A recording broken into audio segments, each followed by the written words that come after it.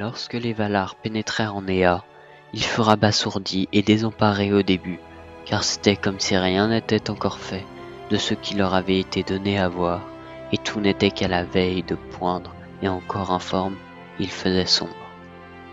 Aujourd'hui, nous verrons qui sont les Valar et qu'ont-ils fait pendant que les peuples de la Terre du Milieu se battaient ou étaient en paix. Les Valar, au singulier Vala, étaient les puissances divines d'Arda, chargées de façonner et de gouverner le monde. Ils faisaient partie des Ainur, des esprits créés par la pensée d'Ilúvatar, le créateur de l'univers. Après avoir chanté la grande musique, les Ainur furent témoins de la vision d'Ilúvatar et de la création d'Ea, l'univers. Certains d'entre eux choisirent de descendre dans Ea pour y participer activement à la création du monde. Parmi ces Ainur, 14 d'entre eux, à l'exception de Melkor, qui se rebella contre Ilúvatar. Ils furent appelés les Valar. Ils entrèrent dans Arda, le monde, et commencèrent à le façonner, tout en luttant contre les forces du mal menées par Melkor, qui tenta de revendiquer Arda comme sienne. En tant qu'Ainur, les Valar étaient des esprits immortels et invisibles, mais ils pouvaient prendre des formes corporelles pour interagir avec le monde. Lorsqu'ils n'avaient pas de corps, ils étaient perçus comme des lumières brillantes par les elfes. Bien que certains les appelaient des dieux, ils étaient en réalité des émissaires d'Ilúvatar et n'étaient pas destinés à être vénérés. Leur rôle était de guider et de servir, sans jamais exercer de domination sur les enfants d'Ilúvatar, les elfes et les hommes, ni de les priver de leur libre arbitre.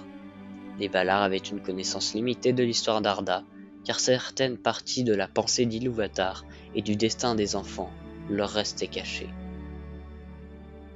Il y a donc 15 Valar. Tout d'abord, Manwë, qui est le roi des Valar, souverain des cieux et des vents, et l'époux de Varda. Ulmo est le seigneur des eaux et des mers. Aule est le maître des forges et des arts, l'époux de Yavanna et le créateur des nains. Oromé est le seigneur des forêts et des animaux. Il est surnommé le chasseur et est l'époux de Vanna. Mandos, aussi appelé Namo, est le juge des morts. Il est l'époux de Vaere. Lorien, aussi appelé Yarmo, est le maître des visions et des rêves, et l'époux d'Esté. Tulkas est le champion des Valar, le plus fort en puissance, et l'époux de Nessa. Les reines des Valar, appelées les Valières, sont 7.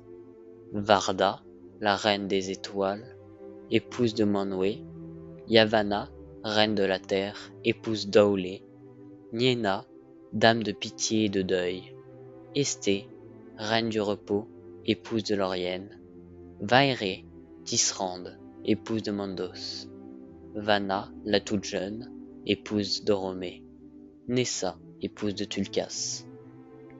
Et il y a Morgoth, le perfide. Les 8 plus grands Valar étaient appelés les Aratar, ou Grand Arda, et comprenaient Manwë, Ulmo, Aule, Oromé, Mandos, Varda, Yavanna et Nenya. Les Valar étaient soit des frères et sœurs, soit des couples. Par exemple, Manwë et Melkor étaient frères, tout comme Vanna et Yavanna, ou Mandos, Lorien et Nenya, qui étaient des frères et sœurs. Lorsqu'ils entrèrent dans Ea, les Valar commencèrent à façonner Arda, mais ils durent se battre contre Melkor, qui chercha à détruire ce qu'ils avaient créé. Après leur victoire contre Melkor lors de la première guerre, les Valar se retirèrent à Aman, dans la région bénie de Valinor, où ils fondèrent leur demeure. Là, ils se concentrèrent sur la paix, tandis que Melkor détruisait le monde dans l'ombre. Avant le réveil des elfes, les Valar illuminèrent le monde avec les 2 lampes, mais Melkor détruisit ces lampes dans sa quête de domination.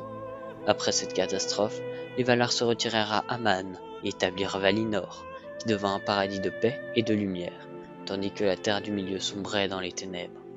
Les Valar, bien qu'éloignés, continuèrent à guider et à protéger les elfes, et plus tard, les hommes. Lors du Second Âge, les Núménoréens, un peuple d'hommes bénis par les Valar, s'établirent sur l'île d'Helena, mais leur désir d'immortalité les poussa à défier les Valar. Le roi Ar-Pharazôn, cherchant à atteindre Aman et à obtenir l'immortalité, brisa le banc des Valar et mena une guerre contre eux. En réponse, Ilúvatar détruisit Númenor et sépara les terres immortelles du reste du monde. Vers la fin du troisième âge, les Valar s'inquiétèrent de l'ombre grandissante de Sauron. Ils envoyèrent les Istari, les sorciers, des maillards déguisés en vieillards, pour guider les peuples de la Terre du Milieu dans leur lutte contre Sauron. Après la défaite de Sauron, lors de la guerre de l'Anneau, la tutelle des Valar sur la Terre du Milieu s'affaiblit.